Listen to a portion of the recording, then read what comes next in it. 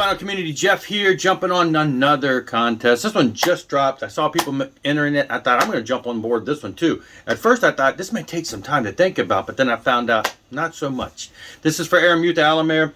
I have been basically following his channel since he started. He's celebrating 3 years in the VC, which makes me feel old because that means I've been here longer. But anyway, great guy. Absolutely, probably the most stellar collection that I could just live in. I mean, this guy has everything. And the biggest excitement about this is that if you win, he will send you custom VCLT or, custom prize package. And I'm telling you right now, there are not many people that can do better VCLT than Aaron. He sends, and the stuff that he sends, I just don't get. It's just, anyway, yeah, so this is a contest I really, really would love to win. Just because it's a custom package. And like I said, I've seen what he sends. Great stuff. Anyway, it's an easy contest, so the first part, easy enough. The second part, I thought, this is going to be kind of tough. And then I just started going through my collection. I did stick with vinyl, so I didn't want to go digging out of CDs. And I didn't even barely get into in this case, I got into the Ds before I gave up. I had half a dozen bands I could have chose just in the getting through Ds. So first section, he wants 3 shout-outs. So I'm going to give 3 shout-outs, one of which I actually have already heard shouted out on somebody else's. But I think it was actually Aaron's. I'm going to steal it only because it's connected. But the first one is Rick and Records. Rick and Records, he has been around for a while. He has changed his name over the years or so that he's been, a couple years that he's been doing it. I know I've been following him for a while. And I don't know if when he changed his name, if he changed channels, but so he needs more subscribers at this point. I was introduced by Rick through Ron Haggerty. So I'm mentioning Ron Haggerty. And I'm mentioning Ron Haggerty mainly because Aaron told the story of how the first video he ever entered in when he first joined the VC, first video he made was for a contest from Chris Prophy. First video I ever made in the VC in 2018 was a contest entry for Ron Haggerty. He has had multiple channel names over the years. He was one of the first VC members I ever discovered. Scott Waters was probably the first before I had a clue. First off, I wasn't back into records, but I love records. I love music. And Scott, I knew Scott from Ultimatum. And then I discovered that there are other people, and I found Ron Haggerty. And we had a lot in common, not only musically, spiritually, just all kinds of stuff. And I connected with him, used to communicate with him. And so he's one of the earliest VC members. Been around for a long time. He had a great channel, and then he has, over the years, changed channels, dropped channels, disappeared, come back, and now he's starting over again. So check out Ron Haggerty. Again, I have a lot in common with him, so I enjoy watching his stuff, and his collection is pretty stellar too. I've seen it grow, and I've seen people can do that with me too, but I've seen the number of bookshelves grow to where they pretty much take over his living room area now. So yeah, great stuff. Check out Ron. And then the third one is Music Sucker. Now I have followed him for quite a while, and he's been one of those ones that has changed names over the year. He used to be female-fronted something. He has a lot of female-fronted music. He's overseas, so he's got a lot of important bands and imports and bands that I'm not always as familiar with, but he's got a lot of great stuff too. He probably is one of the most consistent commenters on people's videos, especially mine. And so yeah, he's, kind of low in the subs, so check him out. There you go. There's 3, and check them all out and sub to them. And yeah, as Aaron said, we should just all sub to each other and watch everybody's numbers grow. Now, the thing he wants to do next is he wants to see 3 albums by 3 different bands, which is their 3rd album, which we feel is the best. Now, I will say I didn't pay as much attention to that, as the sense that I'm looking at bands where their 3rd album was better than their first 2, or I really liked it more.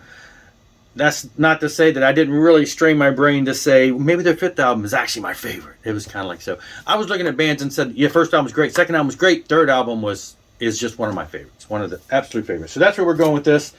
So anyway, let's just get into it. Like I said, I started going through the alphabet, and then I'm thinking I found like an A and a B, and I was like, well, I'm going to do this. So Barnabas Approaching Lightspeed, you may not be familiar with them. They are one of the early pioneers of the Christian hard rock industry, pre-Striper and everything.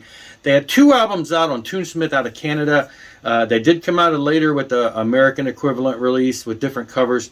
And they were, you know, kind of punkish at times and a little rockin', hard rockin'. This album is where they really solidified their sound, and this is really where I discovered them. And then the album after that is just as phenomenal. Different record label, different feel, different sound. Absolutely, absolutely. This is where it started for me. One of my friends and I used to jam together on guitar. We used to play stuff from this, and there's actually a video on my Facebook page of he and I in a talent show in 1987 playing our own custom song, but it's really a version of their instrumental song that we've tweaked a little bit. It's actually a lot of their riffs that we had turned into our own song. So they are very pivotal in my early days of listening to the hard rock and metal stuff, and they are one of the pioneers of that. Great people, great album. I got to sit down at one point in 1984-5. Sat down with Nancy and her husband, the bass player and singer for the band, at their home in Oklahoma. Had a meal with them, watched a movie, bought some Little Caesars pizza. Anyway, great stuff. There you go. That's the third.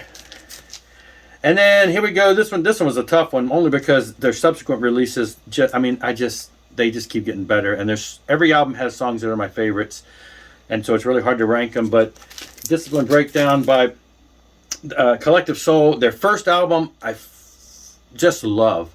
I think the production, you know, it's a little muddy, but you know that's the one everybody learned. It has, you know, songs that were all over the radio. They just broke right out of the gate with that.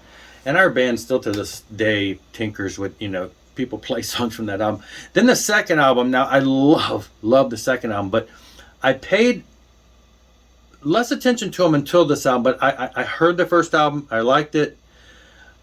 The second album, the office I worked at when I was working at that point, they used to play songs from that so much and spit me out. That song used to irritate me because it was so much on the radio. I later, when I got into the album, I freaking loved that album. But at the time, I thought, oh gosh, this song again. I just hate this song. It was one of those songs that just grated on my nerves when I heard it on the radio. But that was really, I didn't know much about them. And then this album came out, and this album just like, it sums up, it's just everything about it from start to finish was just like wonderful. And so many of their albums are like that for me, and this is just one of the ones that really stood out at the time that really blew me away. And then I'm going through and I'm thinking, I'm going through all the different alphabets thinking, oh yeah, this band, oh that band. But this one, when I hit this one, I thought, okay, I'm stopping here. This is where I'm going. You can't even tell who that is, can you? The fans would know. This is Demon Hunter, one of the few metalcore bands that I got into in the 2000s. And the first album, you know, was raw and aggressive. Second album, I think they started finding their place. You started hearing the vocals change from being totally aggressive to kind of that aggressive and melodic at times. And then by this album, I mean, the production, the songwriting, everything about this album, it just solidified. It was like the best that they've done to this point.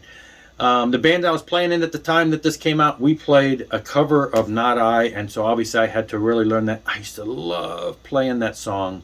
Totally out of pocket, it wasn't the kind of music our band played, but a couple of the guys in the band loved it, got the singer to sing it, and it was just a favorite. So this album just really connects with me because of that. And it's one of my go-to albums. Triptych by Demon Hunter. I love all their stuff, but this album is really that pivotal area where I just really connected with the band and just absolutely love their stuff. So there you go. 3 albums, 3 bands, 3 great albums by 3 great bands. And that's it for this one. So I linked below to not only Aaron's contest, you can jump on board that, but the 3 other shout outs that I mentioned. And that'll be it for this one. Rock on and rock hard.